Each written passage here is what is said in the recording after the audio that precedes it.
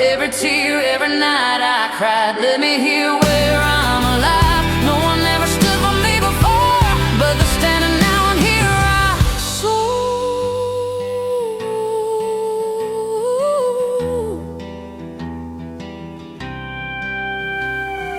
soar. Welcome to the very first episode of Behind the Bruises. I'm your host, Candy Morrow. Today, I'm honored to introduce to you Jean Douglas, Executive Director of the Women's Resource Center to End Domestic Violence here in Atlanta.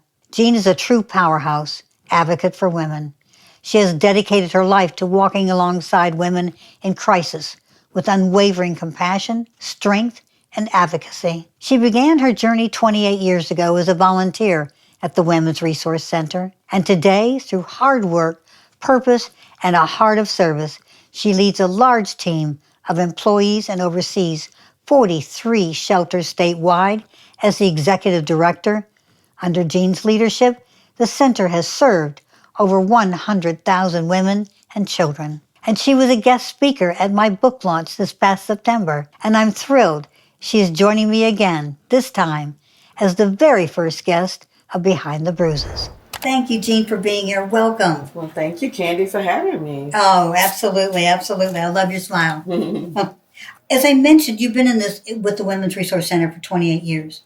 Actually, 31. 31? 31. Oh, my God. I didn't realize that. Yeah. Someone told me 28. That's okay. It's a lot of years is what it is. Seriously. Yes. What drew you to this work? Was there an incident, or did you experience domestic violence, or did you know of someone that did? What drew you to the Women's Resource Center to do this work? Yeah, that's a really good question. I wanted to volunteer at an organization that worked with women and children. And so I was looking through, back then, a telephone book. There used to be blue pages in there. Yes. And so I saw something in there about battered women, domestic violence. And I called the number and I spoke with a woman by the name of Barbara Gibson, who I work with today. The one you mentioned earlier. Yeah, yes, yes. And so she brought me in for a volunteer interview and said I was accepted into the next volunteer class. And I went through the volunteer training. And the majority of the women that were in my volunteer class were survivors of domestic violence. Really? And so I was surrounded by these people who had this very common experience and was really taken aback at just how prevalent it was. So you didn't know anything about domestic violence prior to that? You know, after you start doing this work and you start connecting a few dots, right? Yes, I remember growing up in Charlotte, North Carolina. I had a cousin that I'd never heard of before and just kind of appeared next to my great-grandmother's house with her 3 children. And she was recovering from her husband trying to take her life. He had shot her, had pulled her out into the middle of the street and was going to run over her body. And fortunately, someone was visiting or coming up on them at the time and pulled her out before that fatal drive over her body. And she survived. And so then he went to prison, and then she lived next door to one of our, I guess, in our family homes with her children. And that was the first time I'd ever heard of domestic violence. Well, and then we didn't call it that, right? Yeah, exactly. We didn't use the term domestic violence. It was what happened to her. Yeah. So I started volunteering at the Women's Resource Center, and I came in quite arrogant, to be honest with you, a bit of an ego, thinking that I was going to save the day and come in and somehow impart all of this wisdom onto these women to get them to, be safe and leave their abusers. And that was the beginning of my lessons at the Women's Resource Center when I started volunteering there. So I show up to volunteer for the first time, and I want to talk to the women. I want to work with them, and they wanted nothing to do with me. Why would they? I'm just this strange, How old were you at that time? 30. Wow. Or 28, 29. Young, very young. I was. And then you learn just how wise these women are. and what they have to teach you. And, you know, fast forward all these years later, they're still teaching me. Yeah. Yeah. And we're still doing this work together. Wow. That's amazing. Yeah. That's wonderful. Mm-hmm. So you said, you've been in this, for over 30 years. What has helped you stay committed to this work, being it's heavy mentally? Yeah, it really is.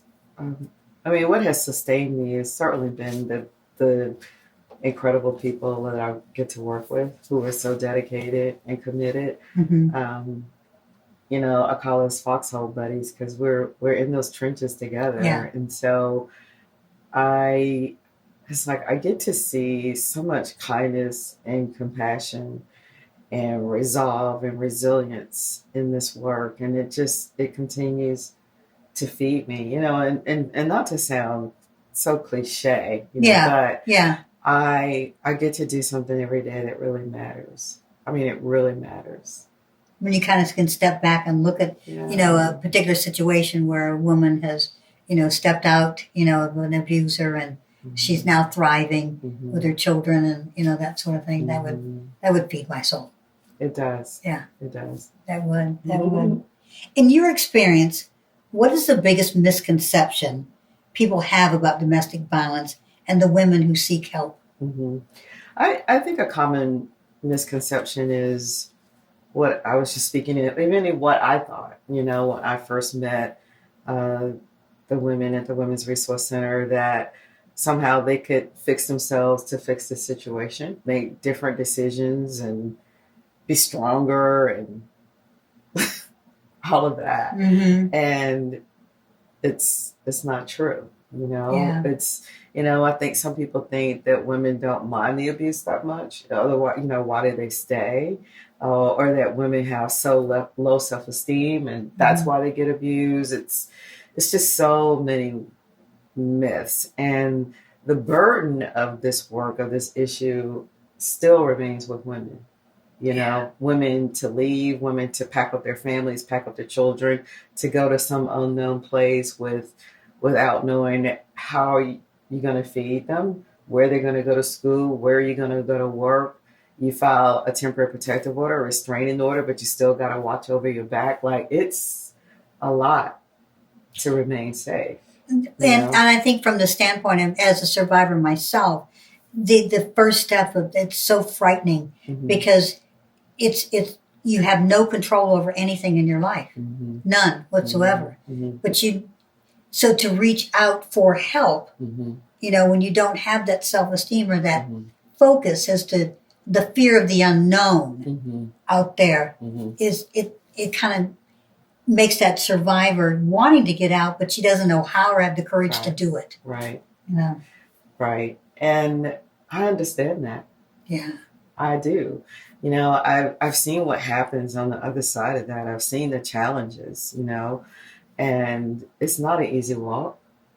It's scary. It's life-threatening, If you've been told, if you ever leave me, like you heard, I will kill you. Yeah. And you believe it because you have experienced the rage and probably near death already. So you believe that this person is the most powerful person in the world because it seems like they can do whatever they want to do and get away with it. And get away with it. And a lot of times they do.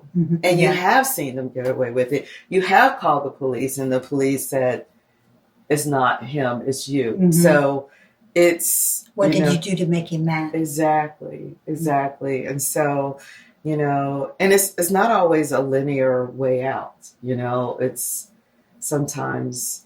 what we count success probably looks very different from the way a lot of people in community see it, because they want to deliver like the white picket fence and life is good and she's fine and she's, but it takes a whole lot to get there.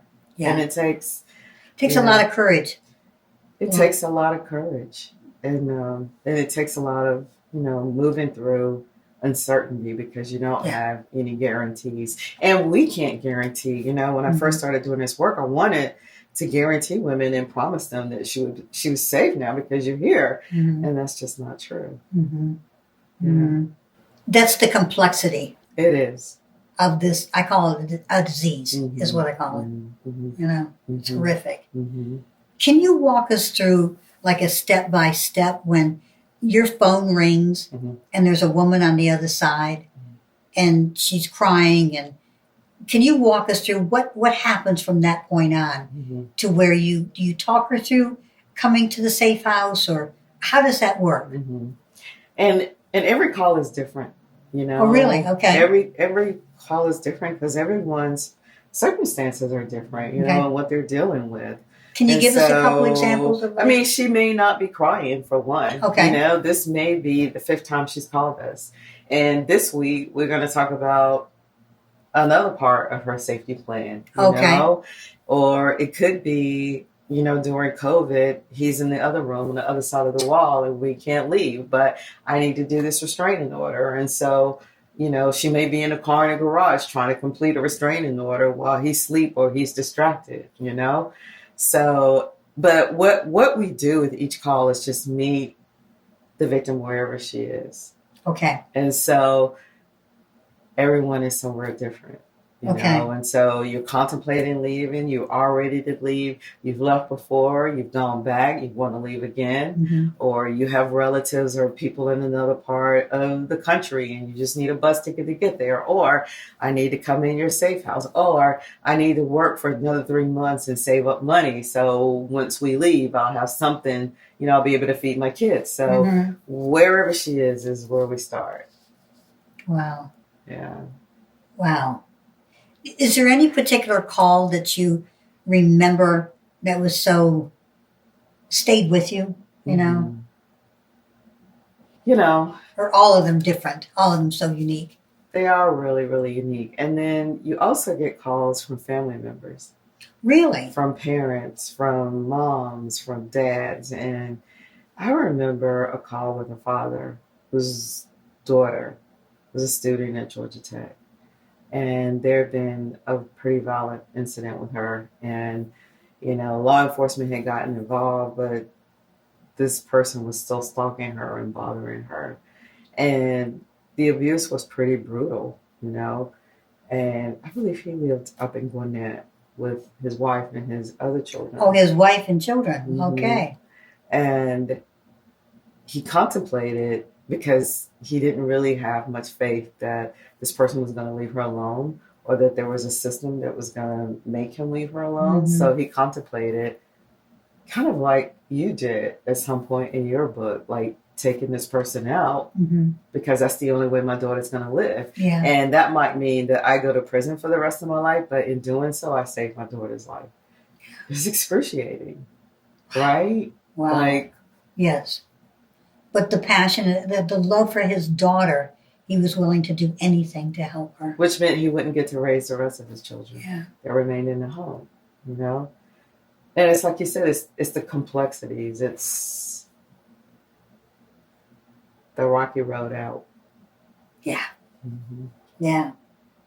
After working in this industry for like over 30 years, what breaks your heart? You know, one thing that just gets to you. You know, what breaks my heart is when survivors are seeking help and they're not getting what they need. Like what do you mean?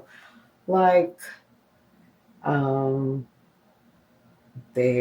of the shelters are full. And where is she going to go? And what do you do when that happens?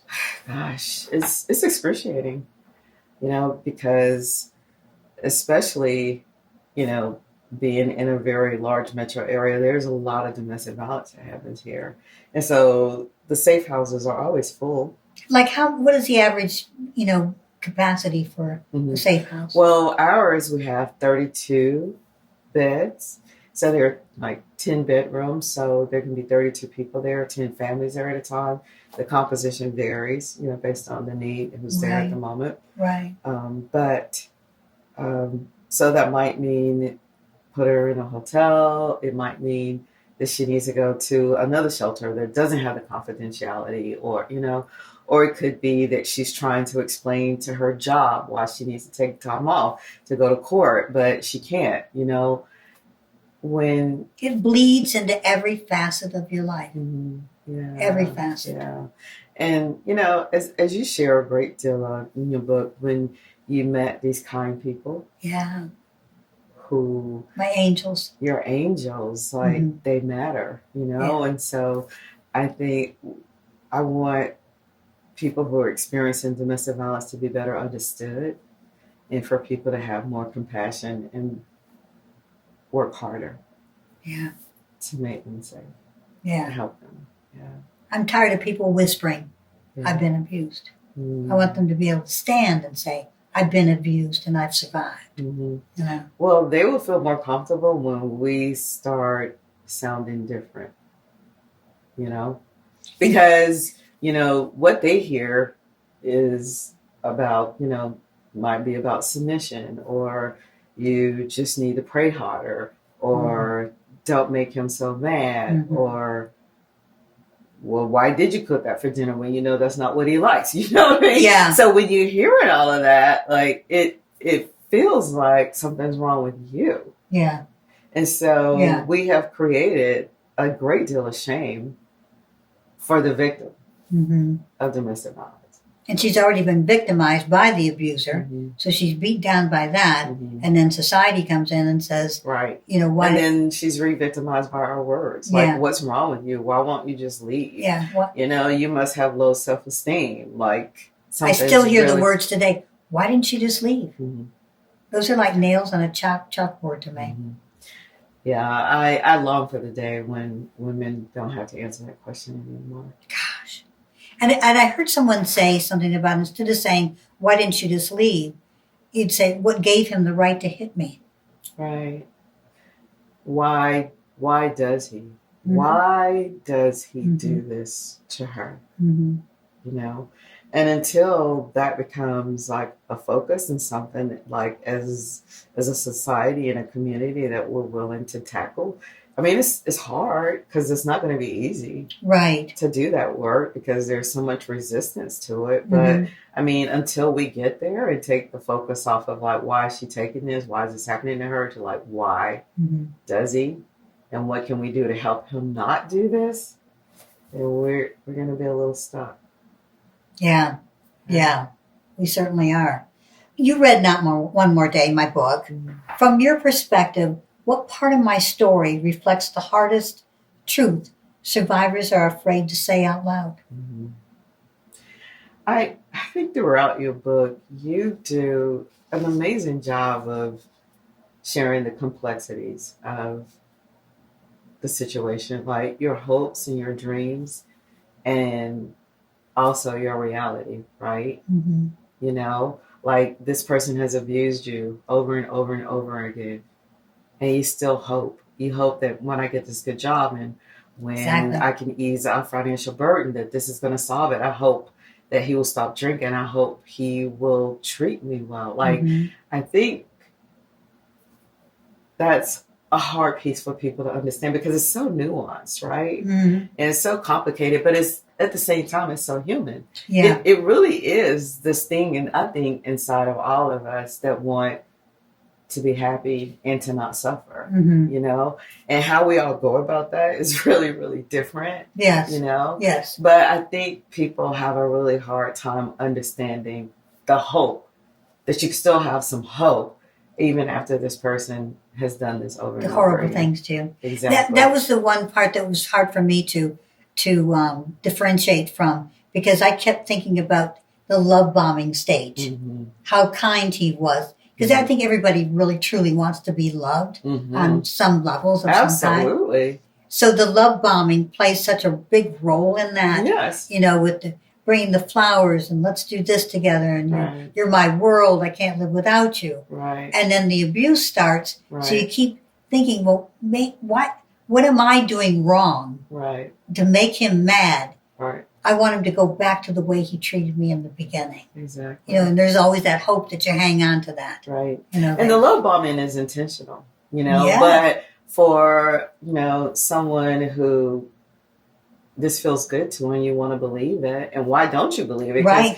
they haven't shown you anything else. Exactly. It's not like you go out on the first date, that first night you met him and then he like slaps you Right. and beats you. That didn't happen then. No. It happened later, Mm-hmm. right? And so you met someone different Mm-hmm. than he became. Very. But that's who he was. Right. But didn't tell you. No. No. Yeah. Didn't tell me. Had I known, Right. would have saved me a lot of anguish, there. Exactly. But it was once I was able to realize that my self-worth Mm-hmm. was something, Mm-hmm. there, when I started going to nursing school, secretly, Mm-hmm. that started me thinking, Mm-hmm. I am somebody, because the world at the school, at the college, was so different than the world in my home, Mm-hmm. there, with the craziness that was constantly going on, the turmoil. Where at the college, it was so different. Mm-hmm. Because, as you know, I mean, I don't have to tell you anything, but they isolate you within your four walls at home. Mm-hmm. So you don't have family, you don't have friends, you don't have, anyone you can talk to, Mm-hmm. there. So then you can finally start seeing outside that, geez, it's kind of different out here. Mm-hmm. Yeah, they call me by my name. Mm-hmm. They don't call me ugly names, Right. that sort of thing. And they say, yes, you did really good in this paper, or something. Right. Yeah. The glimmers of hope, right? Yes, it was just little pieces Yeah. that gave me that along Why the don't way. you go to college? Yes. Oh, right? yeah. Like, It's a young girl. She was a freshman. Yeah. Had just started college and didn't know her from Adam's house cat. Mm-hmm. And she lived 2 doors down, and she was just walking by my house, and Mm-hmm. my 2 sons were out there playing, and, we started the conversation. Mm-hmm. And her words that she said to me, Miss Candy, why don't you go to college? Mm-hmm. And no one had ever said that to me before. Mm-hmm. I was always told I was too stupid to go to college. Mm-hmm. So it was like, it got me to thinking, a piece of hope. Mm-hmm. That was truly an angel Mm-hmm. that came into my life at that point. Exactly. And that's why I think you can kind of look at, just to have that kind voice on the other end of the line when they Right. call Right. your center Right. for help. You meet them Mhm. where they are, like you said. Exactly. And, she may not be calling for you to solve anything for her, but just to be heard. Be heard. Someone to bear witness to what she's going through and what she's contemplating. And so we're there for all of that. See, that's what really, that is so great, because, when women pick up the phone to call for help, that's a huge leap for them to do.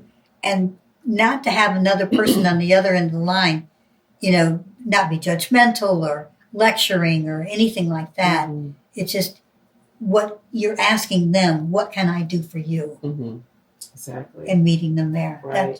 And I tell people all the time, like, what we're doing at the Women's Resource Center is not miraculous. Like, what we're doing what anyone can do, which is to walk with someone and support them. And through the good, the bad, the ugly, without the judgment, but just having her back. Yeah. Yeah. And encouragement, and you can do this. You got this. We're here. Someone to help you Yeah. believe in yourself. Yeah. And we can all do that for Absolutely. someone. We can all do that. Absolutely. 100%.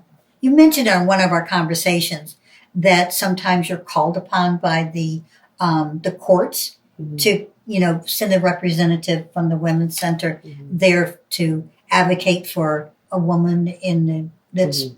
maybe before hearing before a judge or something like that. Mhm. How often does that happen? And Mhm.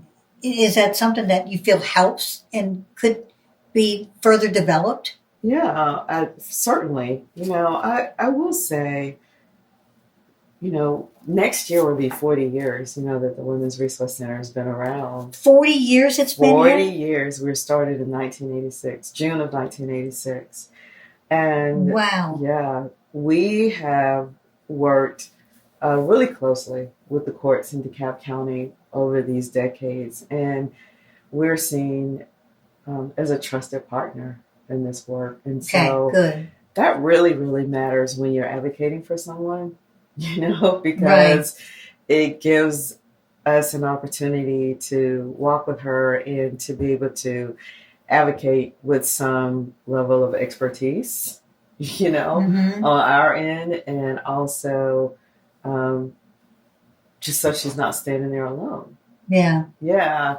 And so we do a lot of that. We assist with over 2,000 restraining orders every year. Wow. Yeah, it's a lot. Yeah, later on in one of our other episodes, we'll be speaking with an attorney that talks about restraining orders and that sort of thing too. I didn't know that the center will help initiate them as well too. No, we do that. Yeah. Gosh, you just do everything. How does a child witnessing abuse impact them when they come to your shelters? Mm-hmm. Are they frightened? Are they what do you feel about that? I think we see it all. This is like every woman's individual experience is different. The children are different too. Sometimes the children are anxious. Sometimes they're depressed. Sometimes they're very, very frightened. Mm-hmm. While they may be away from the abuse, this place is also unfamiliar. It's like we don't know these people. Right. We don't have, we're not putting a key into our house and walking into our home. We're going into a door, into a room. And so it's an adjustment, And then, our children's program is probably my favorite. Is it? Program that we have. Yeah, because it's so intentional and impactful. Kids just want to be kids. They want to be children, but they've already seen and heard a lot. So, like, what do you do with that? And how can you teach children to have compassion for themselves, and how can we help them become resilient in this very tricky, turbulent world that we live in right now? And so we plant seeds, of compassion and empathy and resilience, with the children, because experiencing and living with domestic violence is traumatic. Yeah. Very. Yeah.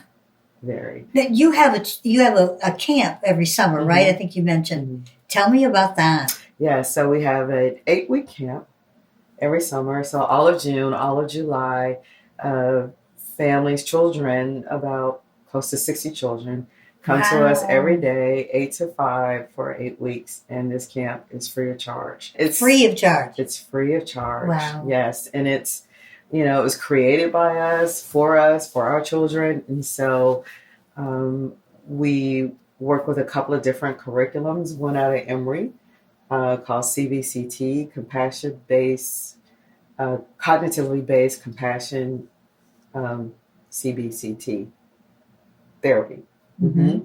And there are 8 points in that system. And so like the self-compassion and empathy for others, and it entails like how to give and how to also give back to a community that gives to you. And wonderful. Yeah. And so we do those, and we have other curriculums that develop emotional learning for the children. And then the camp is full of fun stuff too.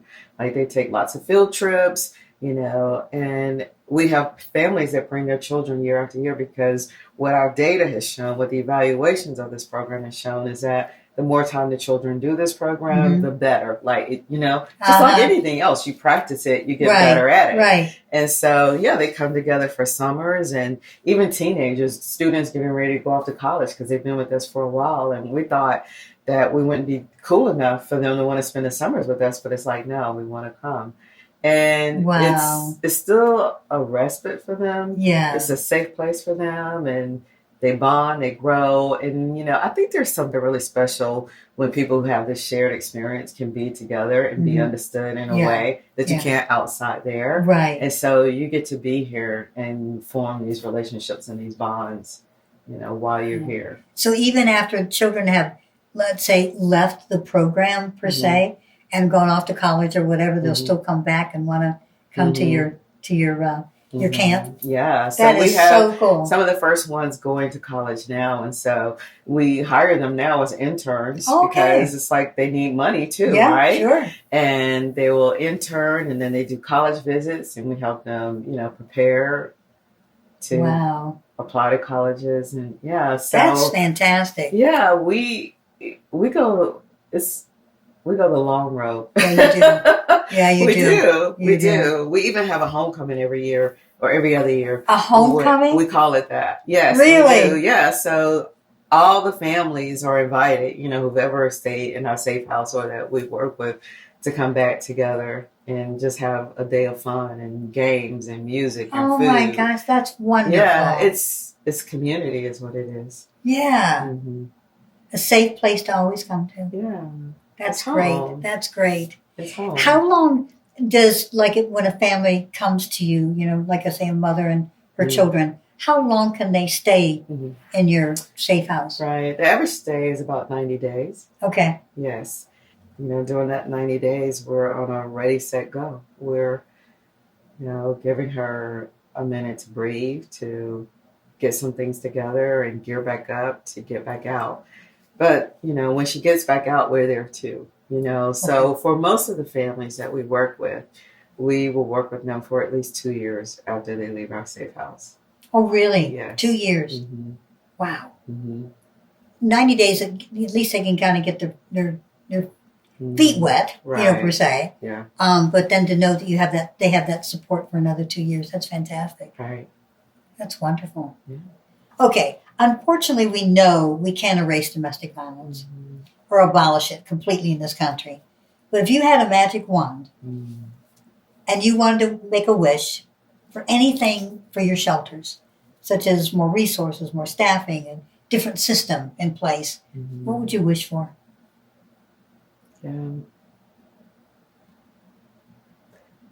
More resources. Yeah. The starting over now is far more difficult than it used to be. When I first started doing this work, women would stay in what we call then an emergency shelter for 30 days. And then she would leave with her children, she would have a job, she would have an apartment, and we really wouldn't hear from her again because she was fine. And, now we're just seeing a lot more trauma. Really? Not even just the domestic violence, but, we're seeing a lot more mental health challenges. We're seeing a lot more around addictions. And financially, it is 10 times harder now to start over than it used to be because we're looking for affordable housing. We're looking for affordable childcare. We're looking for a job that pays enough wages for her to sustain herself and her children.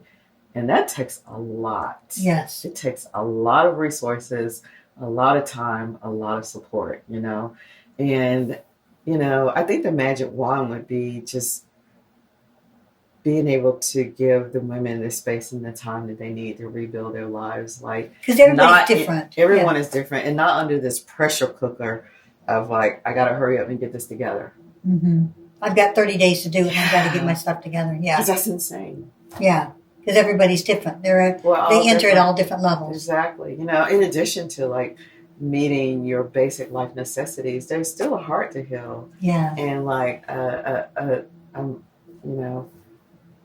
the challenges that you've had psychologically, emotionally, it's multi-layered.